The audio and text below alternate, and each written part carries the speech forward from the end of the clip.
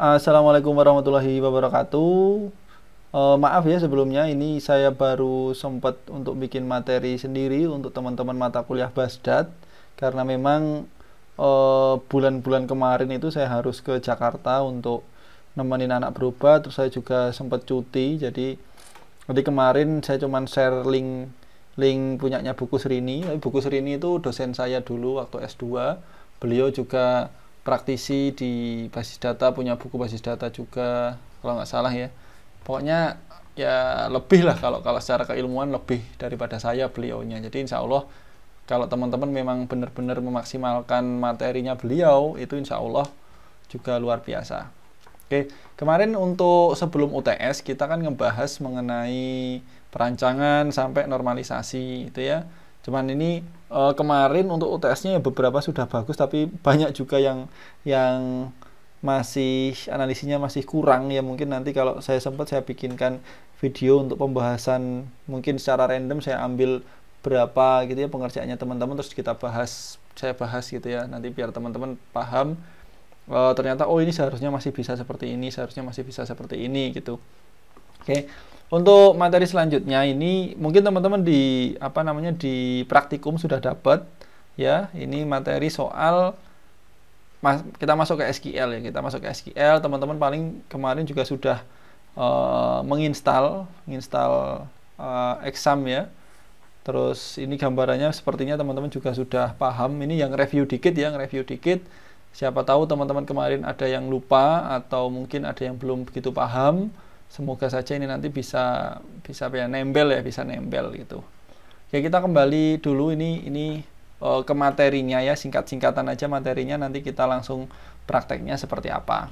Oke, dalam basis data kita mengenal ada istilah namanya DML, ada DDL, ada DQL, terus macam-macam ya, macam-macam. Cuman biasanya yang dipelajarin itu ya DDL, DML. Selain itu ada DCL, DQL, DTL gitu. Nah, DDL atau Data Definition Language itu biasanya untuk mendefinisikan struktur atau ya struktur basis data. Jadi dia tentang membuat dan menghapus basis data, membuat tabel, nge-rename tabel, nambahkan kolom, ngapus kolom, gitu-gitu ya strukturnya itu. Misalkan ganti tipe data nanti mungkin tulis saja di komentar ya, atau misalkan di grup kalau ternyata tipe data kemarin sudah dapat ya alhamdulillah, kalau belum tuliskan aja, nanti saya bikinkan untuk pembahasan tipe data. Tapi insya Allah sepertinya sudah dapat lah di praktikum ya. Ada lagi data manipulation language. Kalau data manipulation language itu berkaitan dengan manipulasi data yang ada di dalamnya ya, insert data yang di dalam tabel ya, insert, update, delete, gitu-gitulah. Lalu ada DCL, data control language, itu biasanya untuk pemberian hak akses gitu. Tapi kita nggak usah ngebahas itu, atau mungkin kalau ada waktu di belakang ya kita bahas. Oke, kita kembali nge-review sepertinya di praktikum sudah dapat DDL, data definition language. Nah, untuk supaya teman-teman lebih paham, ini nanti kita ada basis data yang sudah ada isinya, namanya tenis database. Nanti silahkan di-download, linknya saya kasih di e-learning, sudah saya kasih di e-learning. Silahkan di-download, lalu nanti di-import ke komputernya atau laptopnya teman-teman masing-masing ya. Kalau kita ngomongin DDL, kita ada create atau drop basis data, create tabel, drop tabel, rename, alter itu untuk ngutak-ngutak struktur tabel. Oke. Nih, nanti ada basis data tenis, yaitu nanti supaya bisa jadi gambaran teman-teman. Nanti di DDL, DML kita belajar pakai basis data tenis ya. Strukturnya nanti ada tabel players, lalu ada tabel tim, sama tabel penalti, sama tabel match. Nah, itu nanti silahkan di import. Nanti caranya kalau belum tahu ya nanti saya kasih tahulah di sini ya. Lalu ada komite member. Oke. Nah, DDL ini untuk apa? Struktur penulisannya ya. Kalau create database, untuk bikin database, contohnya create database tenis, use tenis itu untuk menggunakan basis data tenis gitu ya. Untuk ngapus pakai drop database. Ini singkat-singkat aja, teman-teman sudah tahu. Nah, untuk create tabel, strukturnya adalah create tabel, nama tabelnya apa, kurung, ya ini ada kurung, kurung buka, kurung tutup, lalu nama kolomnya apa, tipe datanya apa, lalu default ekspresinya apa. Lalu ada kolom constraint atau tabel constraint. Kolom constraint atau tabel constraint itu adalah aturan atau rule yang kita tentukan di awal. Yang kita tentukan di awal mengenai sebuah kolom atau sebuah tabel. Nah, constraint dalam sebuah basis data atau dalam tabel ya, ini kan di dalam tabel ya, itu ada beberapa. Ada yang namanya not null. Not null itu berarti ya jelas dia nggak boleh kosong. Lalu unique berarti dia unique ya, nggak boleh sama. Lalu ada primary key. Primary key kemarin sudah tahu ya, jadi kalau primary key ini nanti otomatis sifatnya not null dan unique ya, primary key. Lalu ada foreign key ya hubungannya yang ngelingkan dia dengan tabel lain. Lalu ada check itu nanti kita bisa memberikan beberapa kondisi tertentu ya, sebelum misalkan jenis kelamin gitu ya, jenis kelamin dicek, misalkan hanya boleh laki-laki dan perempuan. Jadi kalau di luar itu otomatis nggak bisa terinput ya, otomatis database-nya yang akan nolak itu. Kalau misalkan umur ya umur, atau misalkan ini kalau kita lihat di sini, misal contohnya,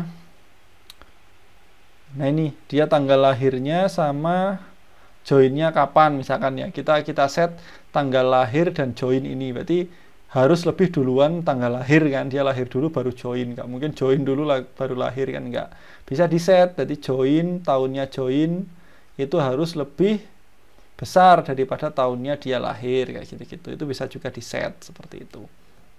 Jadi untuk constraint, aturan-aturannya seperti itu. Ada juga default misalkan kalau misalkan orang nggak ngisi, dia akan di default isinya apa gitu.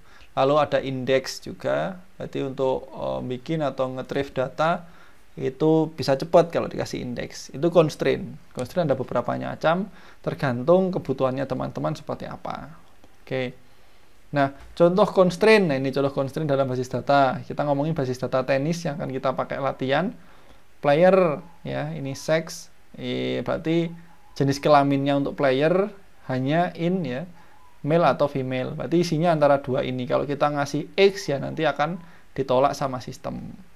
Lalu untuk di tabel match ya, untuk kolom one harus 0, 1, 2, 3. Di luar itu nggak bisa, dan seterusnya. Committee member di kolom position harus antara chairman, secretary, treasurer, general member. Ini player join harus di atas tanggal segini. Ini bisa, ini contoh-contoh constraint. Contoh constraint yang bisa bisa kita tambahkan ya. Nah, ini ada kolomnya, kita bisa ngeset kolomnya, atau ada beberapa level row level constraint. Jadi misalkan itu tadi yang saya omongkan, tahunnya dia lahir harus lebih kecil dari tahunnya dia join, atau ini end date, begin date untuk committee member, seperti itu. Jadi ini aturan-aturan yang bisa kita tentukan di dalam basis data kita. Jadi kalau tidak memenuhi aturan ini dia akan tertolak gitu ya.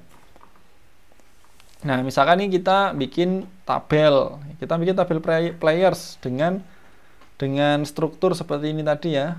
Ada player number, nama, inisial, dan seterusnya. Nanti bisa dicek waktu teman-teman ngimport ya. Nah, ini create tabel players, player no, ini tipe datanya, ini not null, ini name, dan seterusnya. Gitu ya, nanti kita langsung praktek aja lah dengan contoh yang simple-simple. Toh teman-teman mungkin juga di praktikum sudah mempraktekkan ini ya. Ini untuk committee member. Ya, ini ada set primary key, player no, begin date. Ini players, committee member sama nanti seperti itu tadi. Ini drop table, nama ini drop table itu untuk ngapus tabel ya. Drop table, nama tabelnya apa. Gitu ya. Kalau misalkan ada beberapa tabel yang pengen dihapus langsung ya ada koma, terus nama tabel berikutnya apa. Gitu ya. Misalkan statement SQL-nya drop tabel, nama tabelnya apa, kayak gini. Nanti langsung kita praktek lah. Rename tabel, ini rename tabel, nama tabelnya apa, to nama tabel yang baru. gitu ya. Misalkan kita ngubah nama tabel Teams menjadi group, berarti rename tabel Teams to group, gitu, nanti berubah. Nah, alter tabel ini kita untuk manipulasi strukturnya tabel.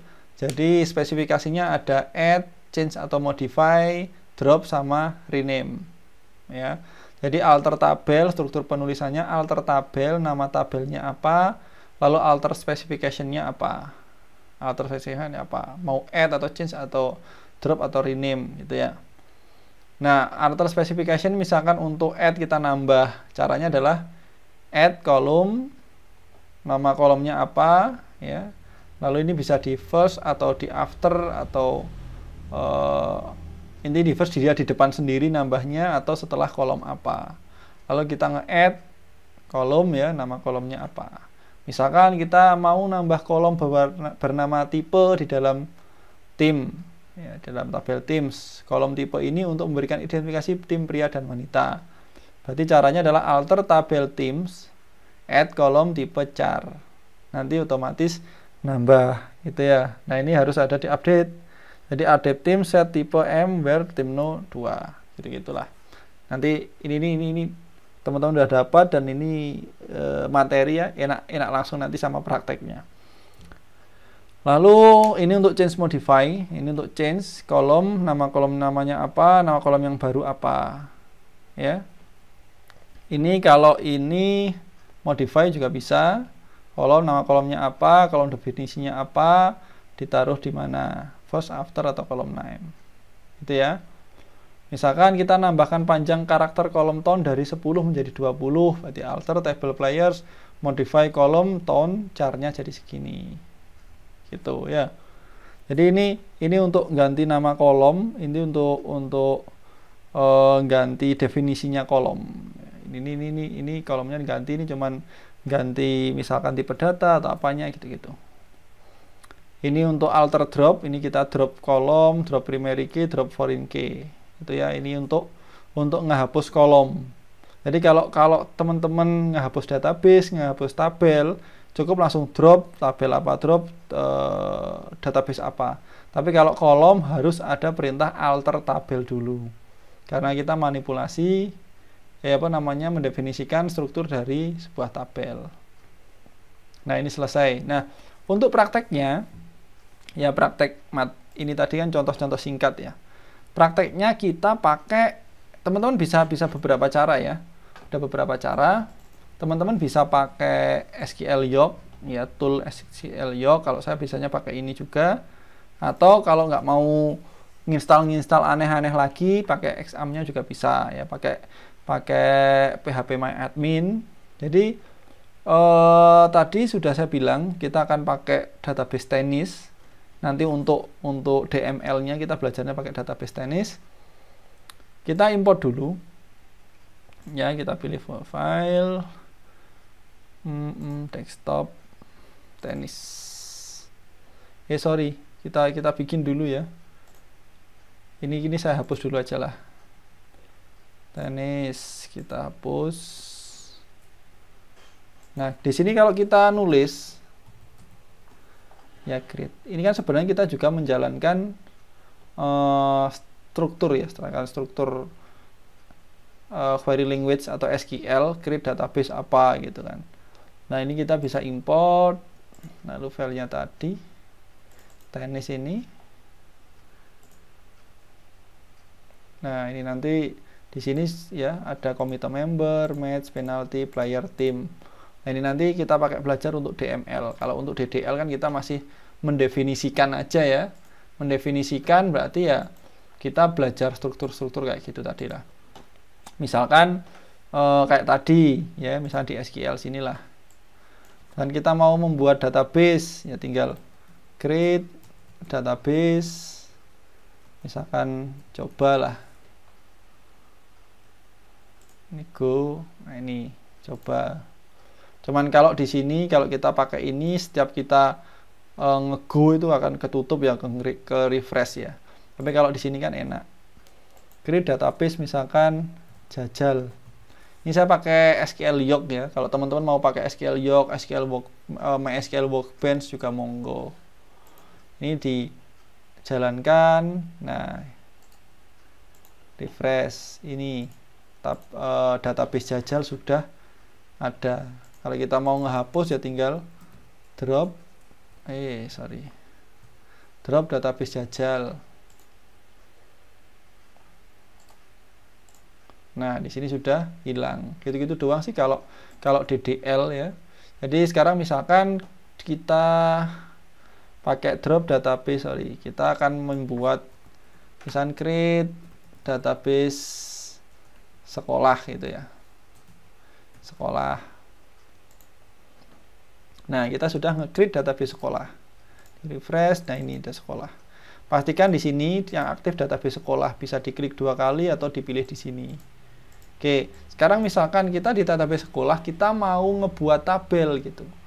Misalkan create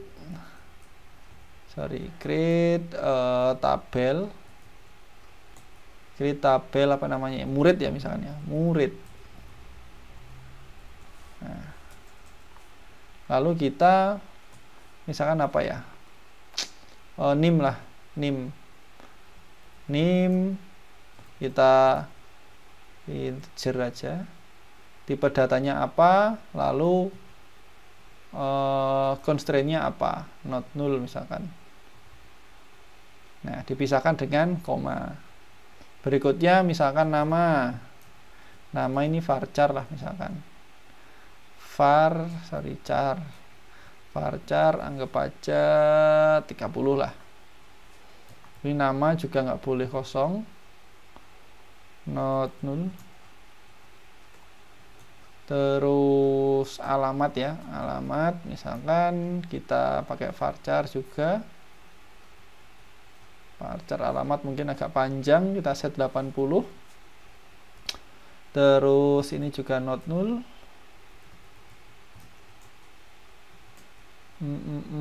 Lalu apa ya? Udah gini aja lah. Misalkan. Atau di sini kita kasih primary key juga bisa. Primary key. Nah, jadi ini akan jadi not null. Kalau not null dia primary key sudah otomatis not null dan unique ya. Misalkan ada 3 strukturnya kayak gini. Nah, penetapan tipe data itu jangan disepelekan. Ya kadang-kadang ada orang yang varchar pokoknya dimaksimalkan gitu ya, diwakehno.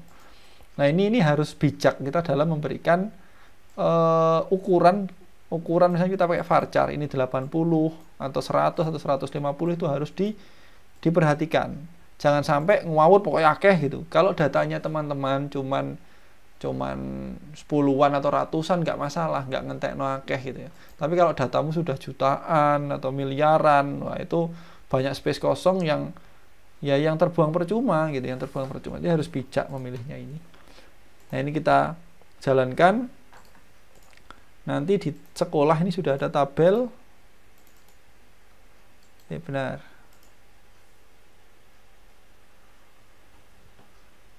Oh, sorry. Ini ya ada komanya, nggak usah ini. Nah, ini saya bikin videonya jam 1 malam ini, agak nggak fokus ini ya. Jadi yang belakang nggak usah koma ya, saya tadi ada koma. Nah, di sekolah ini ada tabel. Nah, ini sudah ada tabel murid. Nah, tabel murid yang isinya NIM, nama, dan alamat. Ini nggak ada isinya kan, 0 ya. Itu. Nah, kita bikin tabel, caranya ya kayak gitu. Berarti misalkan kita mau bikin tabel apa lagi enaknya ya. Misalkan tabel KRS gitu aja ya, tabel KRS. Kita bisa create tabel namanya KRS. Lalu isinya apa ya enaknya ya? NIM gitu aja ya. NIM ini integer. Terus dia not null misalkan. Berikutnya apa ya? ID kelas misalkan. ID kelas ini juga integer. Ini not null juga. Lalu nilai lah, nilai ini integer. Misalkan kita kasih defaultnya 0 gitu misalkan. Lalu misalkan apa ya? Misalkan kita mau ngasih dua primary key. Primary key-nya maksudnya dari dua kolom gitu ya. Kalau ternyata hanya nim saja cukup sini aja. Tapi kalau ternyata lebih dari satu kolom, ya lebih dari satu kolom, kita bisa nuliskannya di sini. Apa namanya, constraint-nya untuk primary key, sorry. Terus nama kolomnya apa? Misalnya ini adalah nim dan juga ID kelas. Misalkan seperti ini. Terus misalkan kita siapkan nantinya salah satu kolom ini akan terhubung dengan tabel lain gitu ya. Kita bisa siapkan untuk key, lalu misalnya kita kasih nim KRS gitu ya, ini nim. Nah ini bisa, atau ditambahin lagi ID kelas, nantinya juga akan terhubung dengan tabel lain gitu ya, ID kelas KRS, ini ID kelas, oke, misalnya kayak gini kita jalankan, sukses. Di sini di sekolah sudah ada tabel KRS ya, strukturnya nim, ID kelas, nilai, murid, ini nim, nama, alamat, itu ya. Itu untuk bikin tabel, untuk bikin database, gampang-gampang. Nah, misalkan sekarang kita mau bikin foreign key ya. Foreign key-nya adalah antara KRS dan murid yang dan nim ya, terhubung gitu ya. Kita bisa pakai, karena ini urusannya dengan kolom, kita harus pakai, atau urusannya dengan tabel, kita ngotak-ngotak tabel, berarti perintahnya kita membuat alter tabel. Kita pakai perintahnya itu apa namanya, alter tabel. Misalnya apa ya, alter tabel KRS gitu ya, KRS, terus kita nge-add, nanti kita pelajari lagi lah, add constraint. Nah, kita nambahkan aturan, kita nambahkan rule, yang kita nama misalkan rule-nya adalah foreign key KRS murid misalkan ya, murid. Lalu untuk foreign key-nya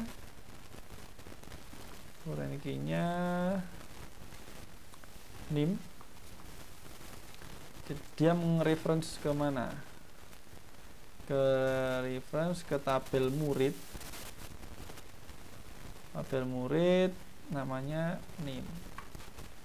Ya, di tabel murid namanya nim ya, bener ya. Oke. Nim, terus kita kasih keterangan on update. Nah, cascade.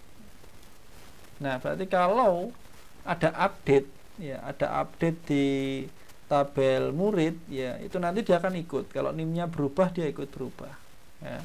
Terus ada istilah delete no action.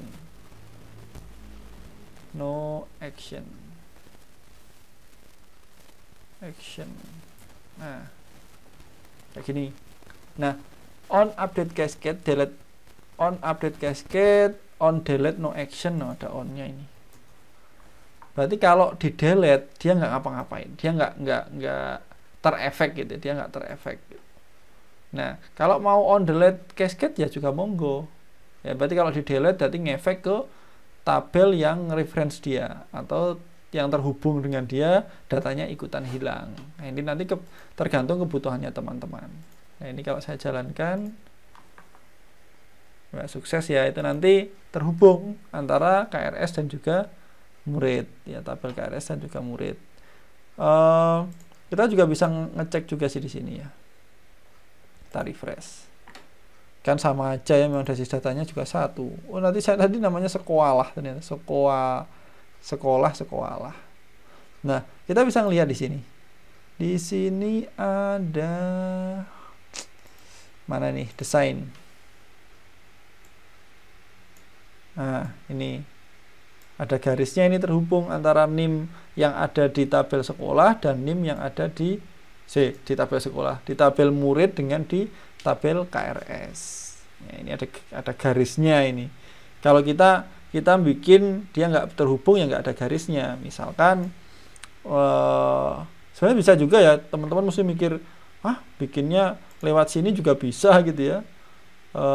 Kita bikin tabelnya tabel pelajaran misalkan, kolomnya di nama 2 aja lah, nggak usah kakek, nggak usah banyak-banyak gitu ya. Bisa aja, cuman kan kalau kalian bikin sebuah sistem, bikin website atau bikin aplikasi kan nggak mungkin kayak gini kan. Misalkan kebutuhannya bisa nge-create tabel atau nambah kolom atau ngapa by system gitu ya, ya monggo. Tapi kalau awal-awal untuk mendefinisikan atau ngebikin database-nya ya monggo sih ya. Tapi kayak nanti kita ngomongin DML ya mau nggak mau kita harus paham scriptnya. Misalkan ini kita ID pelajaran sama nama pelajaran. Misalkan ini varchar 20 lah. 20 dia primary key. Go.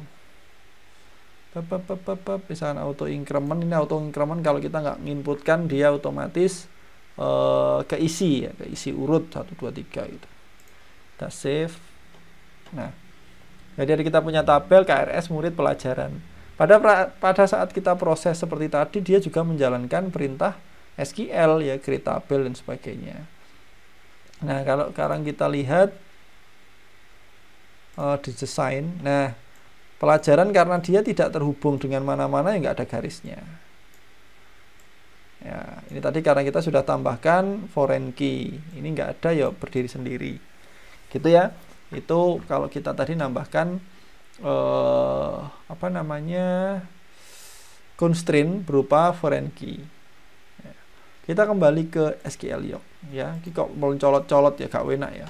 Oke, sekarang kita urut dari materi yang tadi. Setelah tadi apa ya? Kita untuk bikin database bisa. Kalau ngapus database ya tinggal drop nama database gitu ya. Terus nama database-nya apa? Misalkan di sini saya punya database coba ya. Saya jalankan. Nah, saya refresh, database coba udah hilang. Itu untuk ngapus database. Di sekolah ini ada tabel pelajaran. Kita mau drop tabel ya, drop tabel. Nama tabelnya apa? Pelajaran. Kita jalankan. Sukses. Di tabel sekolah. Nah, sudah hilang. Ya, itu ya untuk perintah create dan juga drop ya, gampang kok. Misalkan sekarang kita mau rename tabel ya, kalau database kan create delete sudah. Kalau tabel tadi create kita sudah, drop sudah, sekarang kita misalkan rename tabel, misalkan strukturnya adalah rename tabel, berikutnya adalah nama tabel yang pengen dirubah, misalkan murid, kita rubah ke mahasiswa gitu ya, MHS gitu aja lah, MHS ya. Kita jalankan, sukses. Di tabel sekolah sekarang isinya KRS dan MHS. Kelihatan ya, ini ya kecil ya, bukan kelihatan. Itu untuk rename tabel, gampang. Sekarang kita ngomongin soal alter tabel. Alter tabel tadi ada macam-macam, ada add, ada modify, ada drop, ada rename. Oke. Sekarang kita coba satu-satu. Misalkan kita tabel MHS ya. Ini alter. Alter tabel MHS ya sekarang namanya. Nah, sekarang kita akan add dulu. Kita akan menambahkan ya. Kita lihat dulu lah. Di sini struktur tabelnya apa? Name, nama, alamat. Misalkan kita mau nambahkan nomor HP lah. Add no telep ini ya. Nomor telep, lalu tipe kolomnya apa? Misalkan varchar gitu ya. Varchar. varchar misalkan berapa ya, 15 gitu. Oke. Nah, sekarang kita bisa ngelihat, di refresh dulu ya. Oke, sekarang ini kita lihat. Nah, ini di dalam tabel MHS kolomnya ada nambah nomor telep di sini. Ya, ada nambah nomor telep. Sekarang misalkan kita mau nambah apa ya?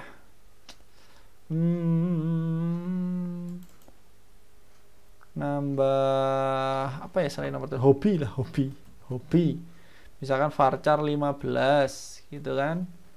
Kita mau naruhnya setelah alamat. Berarti di sini ada after alamat.